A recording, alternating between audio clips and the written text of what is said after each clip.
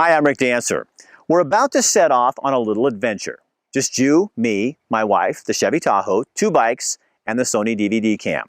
We're going to Wallowa County. That's the most northeastern county in the state of Oregon. You know that little section that sticks out into Idaho? This is it on a map right here, Wallowa County right there. Now, I did call ahead and warn some of the folks that were coming. We're going to be here for 6 nights, and then we'll bring it back and boil it down into 30 minutes. Ready to go?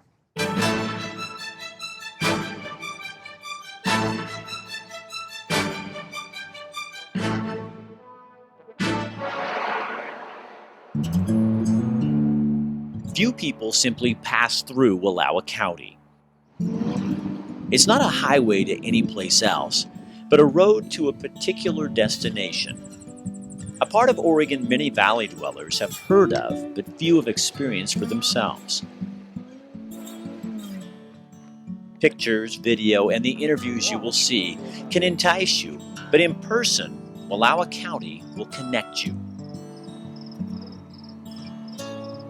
I really don't think that there's been a new stick-built house built in Lostane in probably 40 years. Small to slow traffic as visitors make their way to the end of the pavement, to the very edge of Oregon. Those who live here will fight to keep it this way. Slightly touched, underdeveloped, wild, and unknown. No, we're very clannish. We don't come to visit, that's fine, but don't.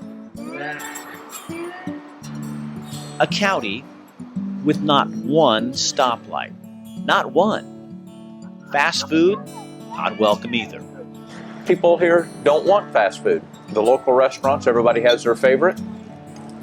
And they don't branch out a lot. What is Wallowa County? Who lives here? What you see is around here. Who stays in this land commonly known as Switzerland of America?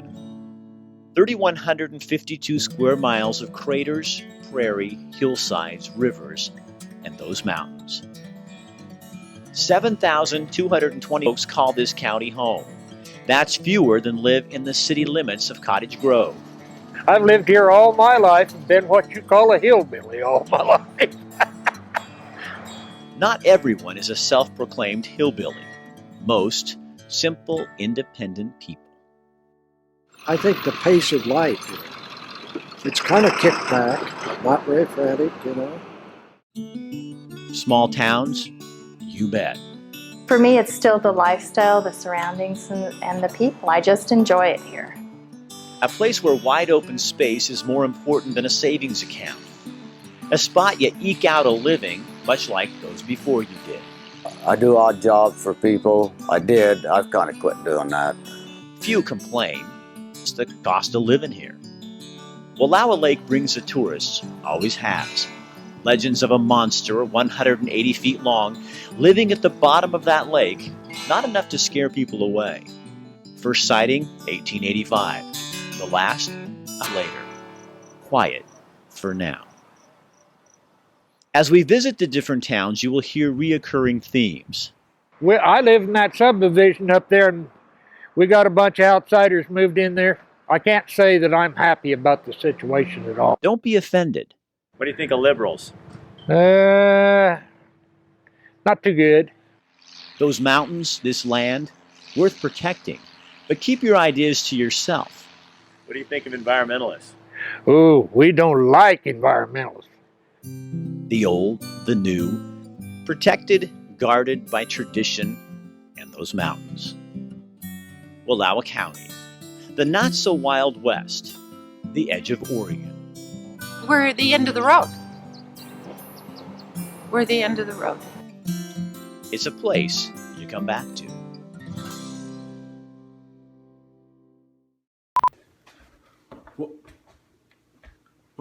What are you doing in my house? I thought we had a problem when you were in my car. Now you're in my house.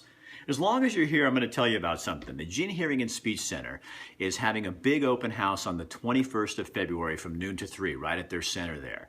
They're calling it the Speak the Love, Hear the Love Family Fun Day. And it's an open house. We're going to have magicians and storytellers and theater performances. This is for the whole family. There'll be hot dogs and popcorn. We're going to feed you.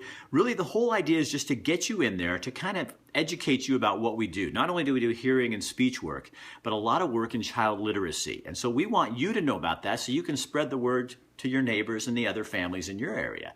So anyway, February 21st, noon to 3, be there. We'll all be there. It's going to be really fun. And please, don't show up in my house again. This is getting a little weird.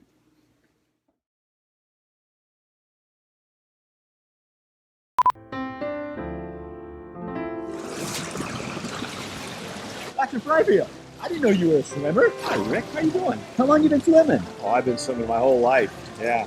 Hey, do you got time I can ask you a question about prostate cancer? Yeah, sure. Can you cure prostate cancer? Oh, sure. Prostate cancer can be cured all the time. I hear that from guys, though. I hear them saying, I've heard prostate cancer can't be cured. That's absolutely not true. So prostate cancer can be cured with radiation or cured with surgery. As long as it's localized, as long as it doesn't spread, we can cure prostate cancer. Is that what scares a lot of guys the most when they find out they have it, that this is not curable, when it's in fact one of the most curable cancers out there?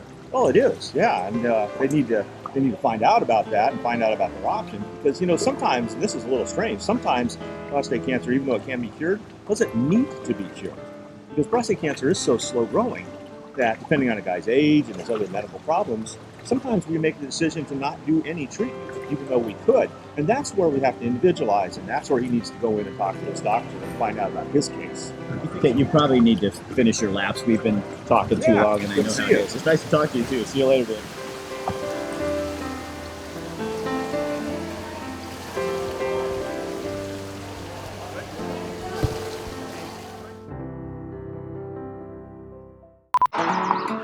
When you drive through Wallowa, the first town as you cross the county, no, this is rural Oregon. 800 people live in this town. Wallowa. Wallowa, you learn that when you first come here. Kathy Shoemaker is a newcomer, moved here from Lake Tahoe, bought the pizza/video store on Main Street. Don't get too close. A slower lifestyle. Lake Tahoe, a lot of tourists. Busy all the time. Debbie Lind is also a newcomer. Oh, by the way, if you don't have a few generations connected to Wallowa County, you're a newcomer. It's jeans and boots and, nothing real fancy. You don't have to have a tux. Debbie works at the pharmacy. We cannot buy underwear here. If you want underwear, you go to Deb's and Enterprise or Walmart an hour away. There's a high school, the main street, some cool shops in town, but not a lot to make a tourist stop and stay. That can be a problem if you own a business. We have a lot of traffic going from here through to Joseph, which is the touristy town. And can I say this? No one here wants it to become a town, but we have so much traffic going through, we just need them to stop and patronize our businesses and buy a few things, and we're happy with that to keep going and keep our simple way of life. Judy Taylor opened a tea shop. Great place, lots to offer. Getting folks to stop, easy. We have the railroad here now, and they do the excursion trains. That's drawn a lot of people to here, but they go on the excursion train, and they leave to go and spend their money somewhere else because isn't anything else here to do that. The library, you already got the library? This group of ladies is doing its best to sell the town to me, so I'll sell it to you. But how do you market simplicity? When I first moved here, I needed a tomato. And so I walked downtown thinking I could get a tomato. But everything closed up at 7, so you want a tomato, you got to get it before 7. And what do you do when others in town don't want change, don't want people, don't want tourists? I would say it's maybe half and half. You've got a problem. They're afraid it's going to get too big and they're not going to enjoy being here anymore, and it's going to be overrun with too many people and they won't get to relax and fish in their favorite spot by themselves. Trade-offs to progress? Is it? No one's quite sure, so they hold. Just down the road a bit is a place called Lostine. Not Lost Stein, but Lostine. Not a lot here. You got one tavern, and you got one grocery store, and you got a post office. That's all we need. Tell me your name and your nickname. Lowell D. Armin, and my nickname is Shark. So I got to ask you, why do they call you? Okay, they call me Shark because back when I was logging, they pinned that name on me, and it stuck. Shark, an unofficial town crier. It's a tiny little town. We love it. Don't forget the Blue Banana Espresso Shop. You can't miss it. You won't forget it. Coffee's darn good, too. We love it here. This is just home. M. Crow and Company is a constant in Lostine. It's been here 100 years. The same family started it. Yeah, that's them. Well, it's just a picture. It's an easy existence, easy way of life. People are who they seem to be. There's no pretense. That's Keith Bird. He's family. Marriage to the picture people. The store feels like it's an episode of Back to the Future. 98, 94. I think I'll just give you 100 if that's okay. Political posters on the wall as if the race were still on. Empty seats around the store are filled in the morning. Guys talking about stuff. Don't need a guy like me in these parts. Everybody's a reporter here. Anybody that employs 20 or 30 people is a major employer around here. Locals can go 30 days without a nickel on them. Don't need it. The store doesn't take Visa, MasterCard, or debit, whatever that is. It's credit the old-fashioned way, on a ledger card. They're beginning to put in the services real soon here. There's a 10-acre subdivision that's going to have 10 5-acre parcels to it. And if we're going to have a boom, this is probably the big one. Bringing city folk in, not a popular arrangement in these parts. Growth? It's a big, scary word. Well, they try to bring their city ways with, and then they try to tell us how to live and what to do. Don't like it. In a place where a 14-year-old can still ride her horse through town and doesn't need a plastic bag to pick up the mess after the horse, city ways are a threatening question. All they see is asphalt. They don't know crap from wild honey, and they're just city folks. Can't say I'm crazy about them. Self-service goes out the door when too many people come to town. Lostine likes things just the way they are. A place where tractors parked on Main Street won't attract a look. Lostine.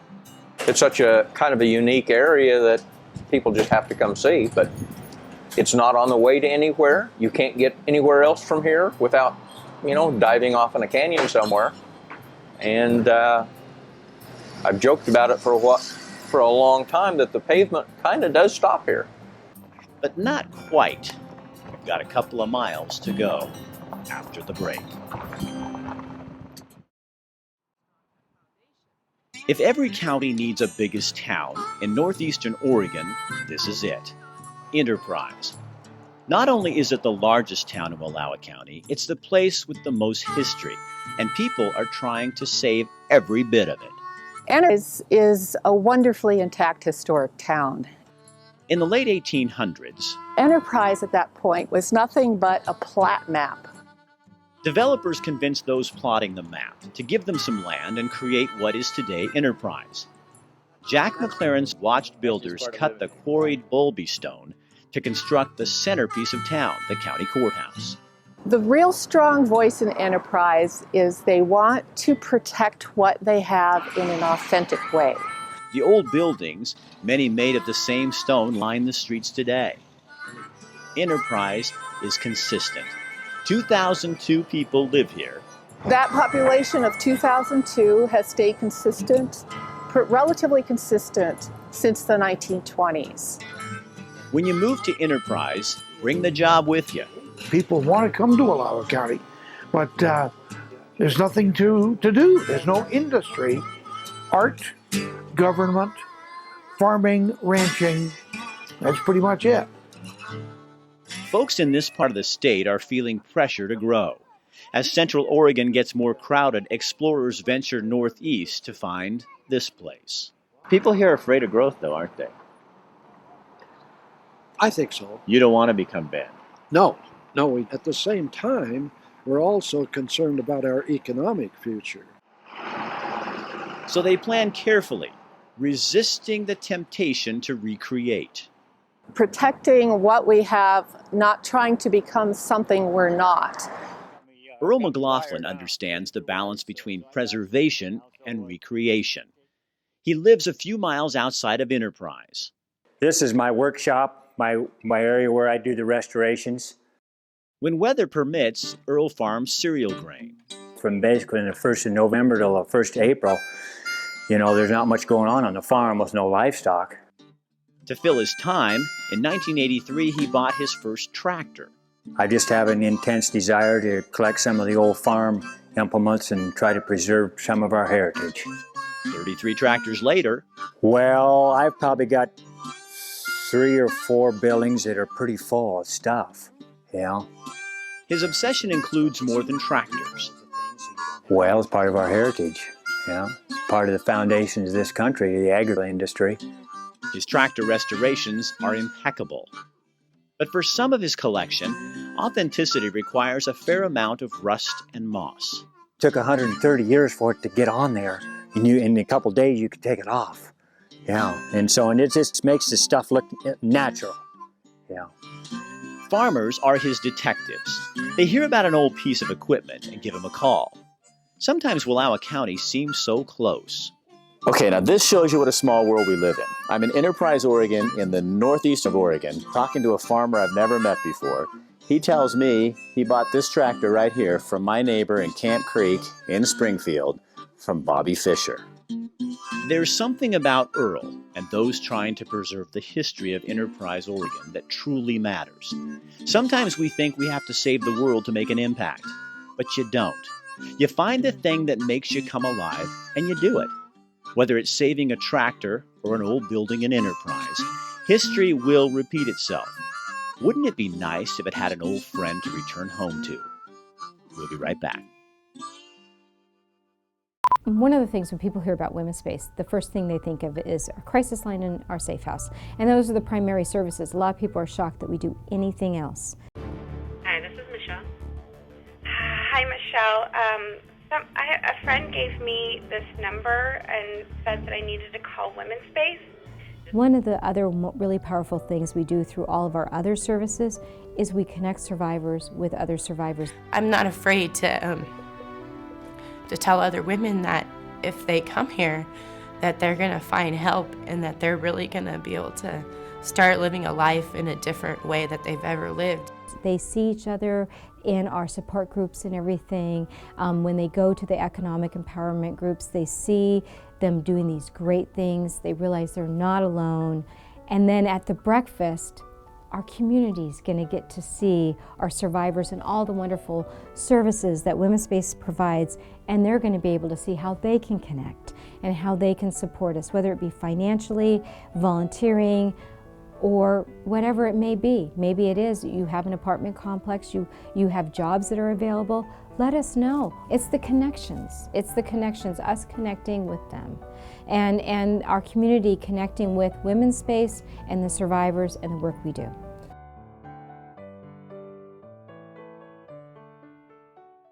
Not many dairy farmers can brag about the fact that their cow manure doesn't stink, but at Lockmead Farms, they've got the electricity and the digesters to prove it. Poo to power in 48 hours is what Lockmead Farms likes to say. This state-of-the-art digesting system means Lockmead Farms is in some way recycling, reusing, and repurposing all of its so-called waste. Lockmead grows 80% of the feed on the farm. The cows turn that feed into milk. The undigested feed is manure. These giant tanks and an elaborate system repurpose the manure into methane gas enough to power 300 homes. And the side benefit? The dairy farm odor is greatly reduced. In fact, you can hardly smell it at all. Even what comes out of the digesters is recycled. The liquids are put back into the fields to fertilize the crops that feed the cows. The solids are dried and used for bedding. Already, Lockmead Farms reduced its greenhouse gas emissions by 20%, and it's producing electricity at the same time. At Lockmead Farms, reuse, recycle, and repurpose is just the way we do business. Nestled beneath the majesty of the Wallowa Mountains is the county's most famous town. I love the mountains and the cool air and the people, both the natives and the new people. Judy Botham was born and raised in Joseph.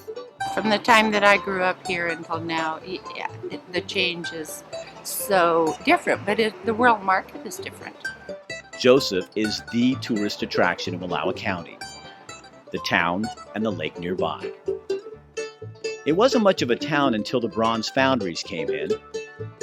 Now it's quite commercial, attracting artists from all over the world. Some locals think Joseph is just too much. They think we're quite commercial, and there is some of that, but then there's also being able to make a living in a beautiful place that you want to live. Joseph attracts newcomers like Nancy Holan. Well, I work 2 jobs. I get paid for one. It's a very prominent thing around here. In Wallowa County, you work to pay for your habit, which is living beneath those great mountains. For me, I wouldn't go somewhere that didn't have mountains. Nancy works part-time waiting tables. The rest of the time, she and her partners roast coffee under the name Motley Brew. Our most popular one is called Grizzly Whip, and we've had some fun with that. Not bad for a former cop. Setting up shop in Joseph comes with its difficulties. Remember, around here, until you've got generations to back you, you are not a local. It's hard to get people to use your stuff. You know, you're a new company, they don't know you or anything about you, and of course we weren't from here either, so we weren't locals. The grocery store sells the Motley Brew coffee, and so do some of the bed and breakfasts. In the meantime, the crew will just keep grinding away. We're ready, set, go.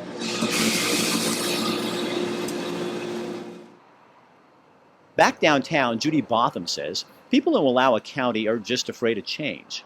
She's had to change. Her husband, J. Shirley Botham, was a bronze sculptor. His work is all over the world. One sculpture sits just a block or 2 from where she works. But a few years ago, Shirley died.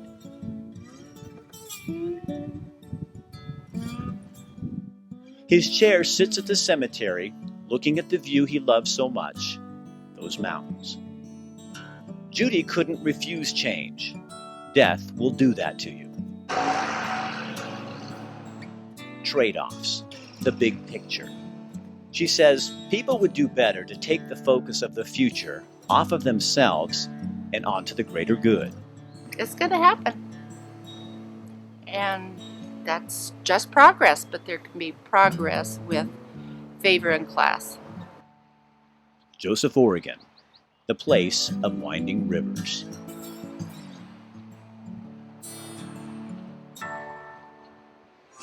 Down the road a bit, around a bend or 2, deep below the canyon wall, is our final stop. The pavement ends here. Okay, this morning we're in Imnaha. Now that's 3 syllables, Imnaha. You have to say it that way or people in town will laugh at you. Right behind me, that's the tavern and the store. And everybody tells me if you want to know what's going on in this town, you got to go to the unofficial town council. It's a bunch of old guys who meet here every morning and have coffee. So we're going to go in and see if they'll talk to us this morning. She brings the whole gunny sack full of stuff down by the time to come. No, I have to. Her mouth gets her in trouble. Bill, Hank, Doc, Alizar, Rich, Weldon, Bob, and Roland. This is the think tank of Imnaha. This store, see, this is a lot older than I am. And this store was originated, back in late 1800s, see. Heather Tansey's folks own the tavern. This is it. There's nothing else, really. This is mostly what people come to see. Yep, this is what you call tourism in Imnaha. On my carpal tunnel, if it gets to bother me. The board of directors, or whatever they are, talk politics, road closures, and who done what. They don't solve the world's problems, but they talk about them. They're all so friendly and they just... Everybody knows everybody. And they're just really nice. And it's nice to have people who care. Bye, guys. Weldon Witherite is 79. I came back because I grew up here and I like it down here. He still picks up odd jobs. Everybody in Imnaha does. It's just what you do. No hustle bustle. That's the thing I like about it. And it's just a good place to live, I think. Good place to live, they pack you off. When I'm coming down this canyon here, I mean, it's like, I get about halfway down, and it's like going into a different world. I mean, to me, this is Shangri-La. Alazar Holiday is 69. He belongs in Eugene, trust me. He's at home in Imnah. Here, it's pretty much the old pioneering spirit, you know. Everybody's welcome to their opinion. I might not agree with it, but you're welcome to your opinion, you know. Alazar makes electric, cuts wood, mows the lawn, you know, stuff like that. They primarily want, you know, let us do our thing down here, leave me alone. There is a school, K through 8, 9 kids. Everybody over here could use more kids in the school. When the pavement ends, 24 miles of gravel road begin. This is the way you go to the Cat Point. They say it's narrow and steep.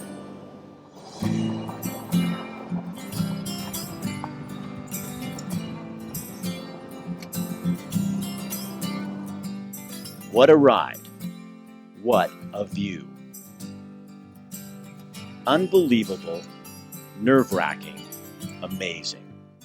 Well, we made it. That was an hour and 15 minutes, and we're at the top of the mountain. Hat Point, I'm going to show it to you, is right behind me right there. There's a lookout tower, and now we're going to go up there and look out into Hell's Canyon for the very first time. Wallowa County is indeed a hidden jewel in Oregon's already spectacular array of scenery. We've never seen anything like it. But like most places you visit in Oregon, it's the people who really make these remote corners of Oregon what they are. The way it used to be, the way it should be.